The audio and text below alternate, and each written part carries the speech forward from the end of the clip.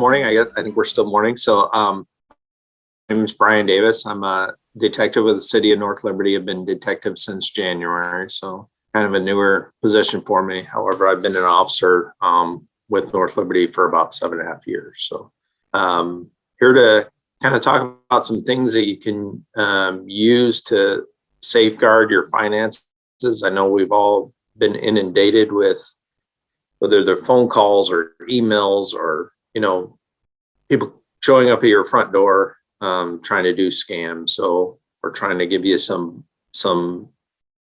tools, some skills to help combat that. So again, that's my contact information on the front. At the end, you'll have another opportunity to write anything down, additional contact information. So with that, we can go to the next slide.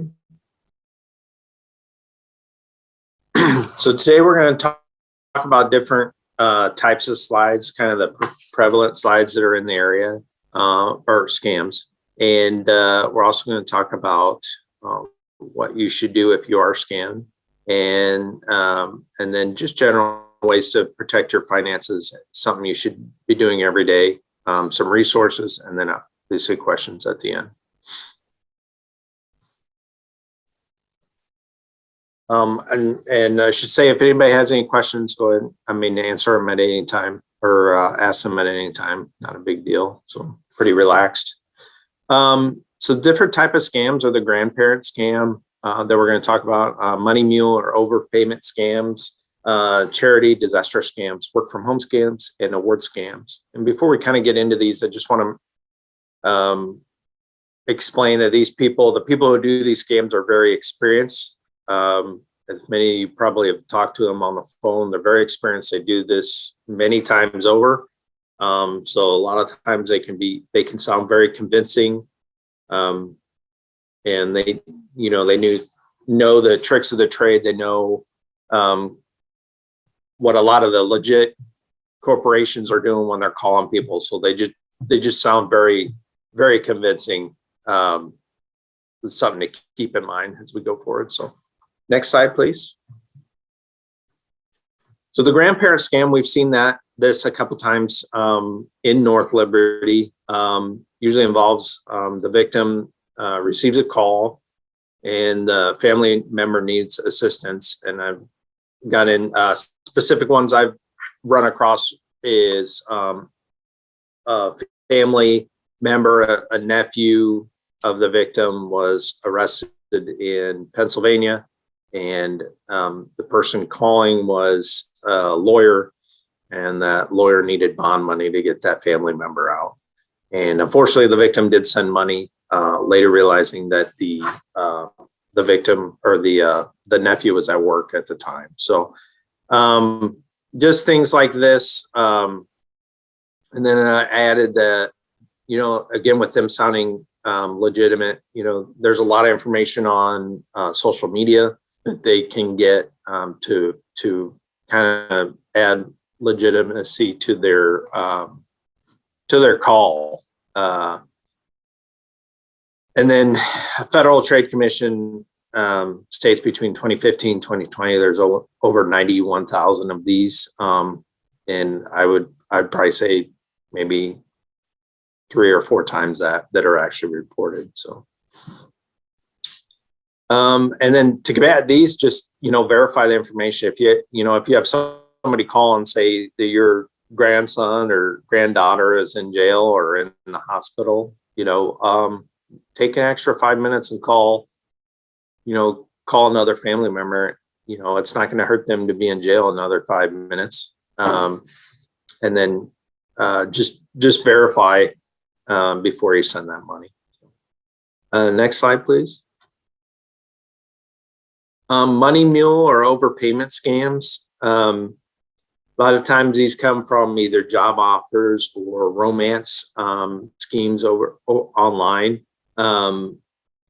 These people will ask you to open accounts or use your account to move money, and then sometimes you can get cash payment. They'll leave you a portion of the money, and really all you're doing is you're moving stolen stolen funds through your account. And a lot of times, for instance, I had a situation where a victim was received a call, and unfortunately at the time they were looking at changing their antiviral software on their computer. And so they had received a call and referenced that, and was convinced that they were going to receive a refund by canceling the program. And so the caller it was about $250. Caller gave them I think it was $2,500 as overpayment, obviously. And then to remedy the situation, the victim was asked to then wire that money out. And then this happened actually multiple times with additional amounts, and all the wires were fraudulent. And then the victim was on the line for covering the cost. It was essentially a negative balance now.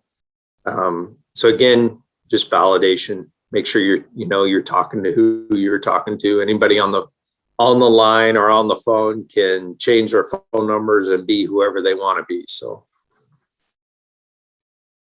next slide, please.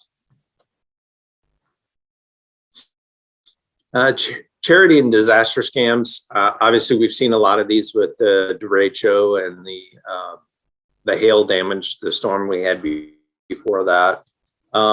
Obviously, they're more prevalent after these disasters.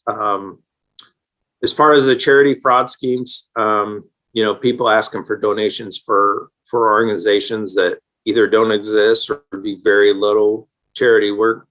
And for that, I just recommend, for me personally, we give money to my church, and that's about it. But I just recommend that, that you verify who you're giving money to before, and ensure that you trust the organizations you give money to.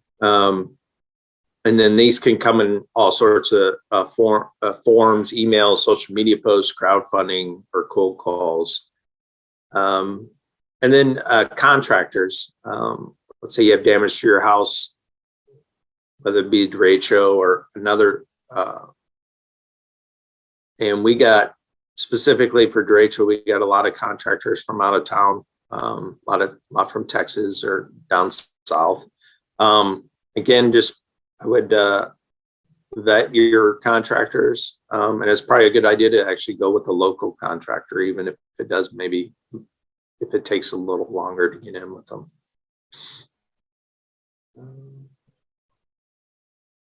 Yes, that's about it. Next slide, please. Now, work from home scams. They've been around for a long time. Pretty much, if it sounds too good to be true, it is. And they can have you do their stuffed envelopes, processing billing forms. I know if you're driving around, a lot of times you'll see, like these signs that say you can get a lot of pay for no skills or experience. And I think, speaking from experience, we can all agree that there's very little jobs that will pay a lot for menial work or no experience required. So, and a lot of times they'll require to pay for training, certifications, or other materials. So again, just kind of a broken record thing, but make sure you're vetting, anyone you give your financial information or money to, you want to make sure that you know who they are. So next slide, please. Award scams. A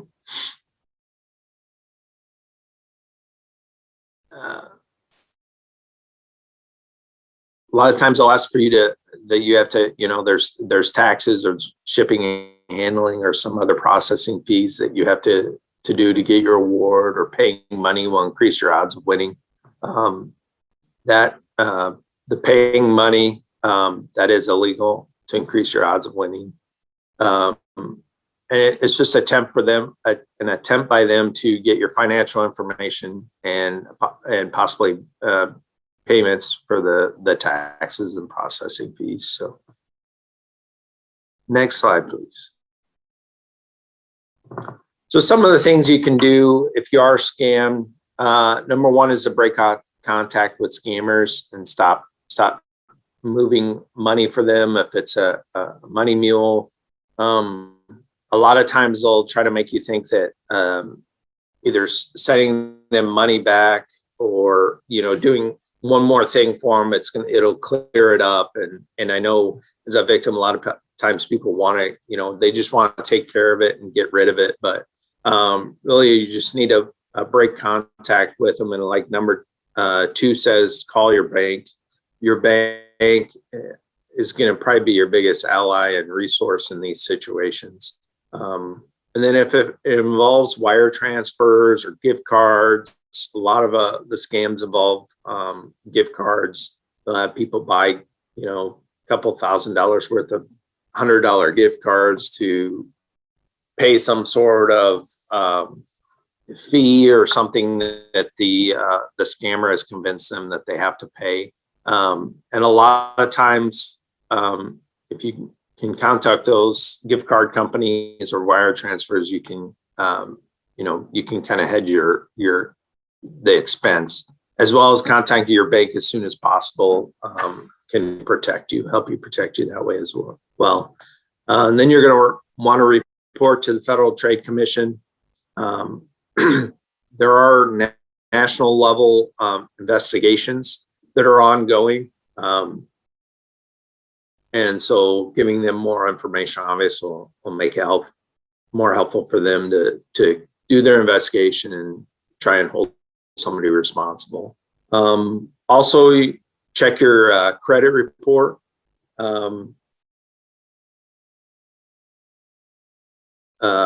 After the scam, you're going to want to be checking that credit report for additional charges or accounts or stuff that may be opened under your information, especially if your identity theft has been taken. I know at one point I was paying for a phone line in Michigan, and I never lived there before, but I had checked my credit report and contested that and then taken that off. So it's important to check that.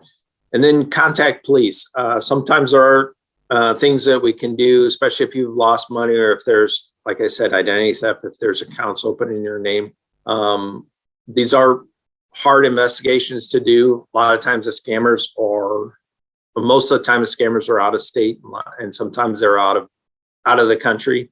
But if you're out of money and you got some ID theft going on and you got some accounts open, contact us and we'll do as much as we can to hold somebody accountable to that. Next slide, please.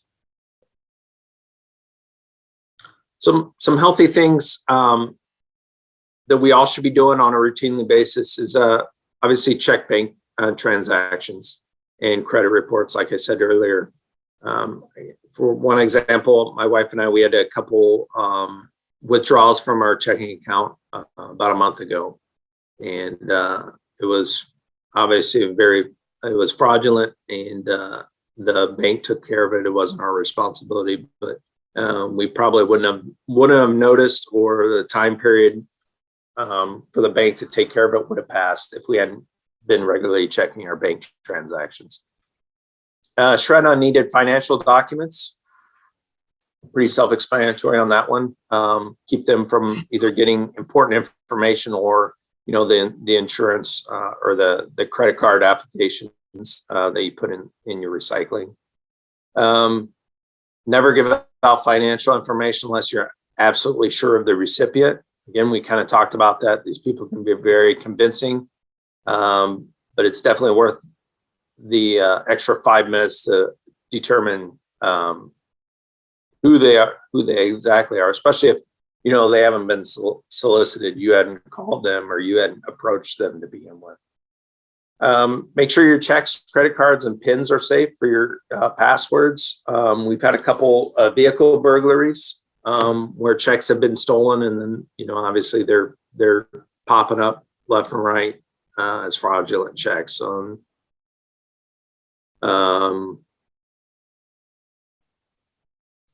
then I really like to tell people to really lean on your financial institutions. I mean, they have, obviously that's why they're there. You have your money there.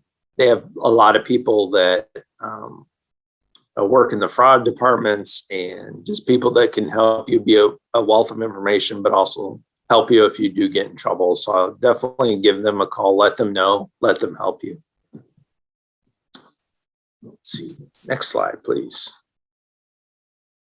And then these are just some resources. There's a lot of resources out there. AARP, FBI has a lot of scams and kind of general financial information. And then before mentioned, we talked about the FTC reporting the fraud. And then at the state level, Iowa fraudfighters.gov. Just a lot of information out there that you can educate yourself before it happens and then also after if you have any questions. I don't know if we want to leave this up if people need to write that down.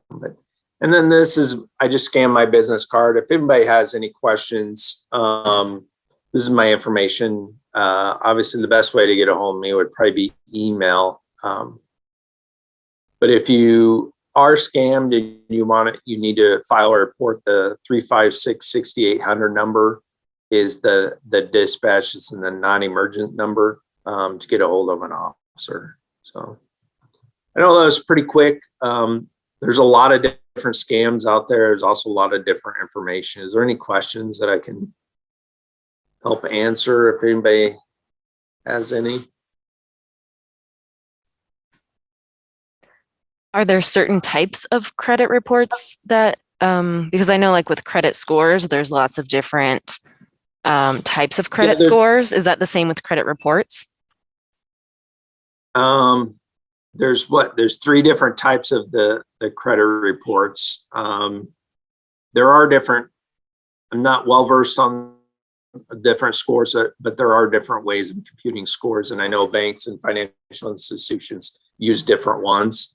So that would be kind of a question for them, but I definitely recommend, getting your credit report and just looking at it, make sure that there's nothing on there that that's not legit, that's not something that you've done. So how, you said you've been working as a detective since January, correct? Yes. Would you say how frequently do you see these types of activities in the corridor area or North Liberty in particular? If you've got more information on that. It's very prevalent. I mean, I gave one of these presentations last week and just speaking with people, it was in person, so I had a little more questions, but almost everybody had a story of one of these scams. And thankfully, most of them, that didn't involve losing money or anything like that. But I think it's constant. I mean, we're in the situation where it's just constant with just the organized nature of it. People calling, having phone banks and just calling. And one of the biggest ones we've had, I'll mention, is unemployment scams. And I think a lot of it starts with, in the news, we'll hear about personal information being taken, whether it's a data breach in some of these protected systems. And I think from that, people use the names and they use the addresses and all this personal information to fill out unemployment claims. So we were just inundated with those, with people's names and older information being used. So it's constant. I mean, and I know it happens a lot more than the police know about, just because it's not reported. Mm-hmm. I know email is also a very prevalent form of scamming, not just the phone calls. Are there Yeah. types of do you know of types of like programs that would help weed out potential scams, or are they just that good about getting around stuff that's already in place? Yeah, I guess I don't know of any programs. I would just it goes back to vetting. I mean, without before you share any information, just make sure you know exactly who you're speaking with. I mean, they're very good. Like, we all spent times in our lives getting good at our jobs, and I mean, these people use that same dedication and talent to be good at what they do. So, I mean, it always seems like we're a step behind. So really, we have to start at the ahead of them and be very careful with our financial information and how we're interacting with people anymore, unfortunately. All right. Well, folks, you have Detective Davis's contact information, and I will share the resources that he discussed there at the end of the presentation in a follow-up email to everybody. And for folks who weren't able to join us, this will be recorded so that anybody can watch it at any time. So thank you very much, Detective Davis. No problem. Glad to do it. Glad to help people provide information to help their financial situation. So thank you.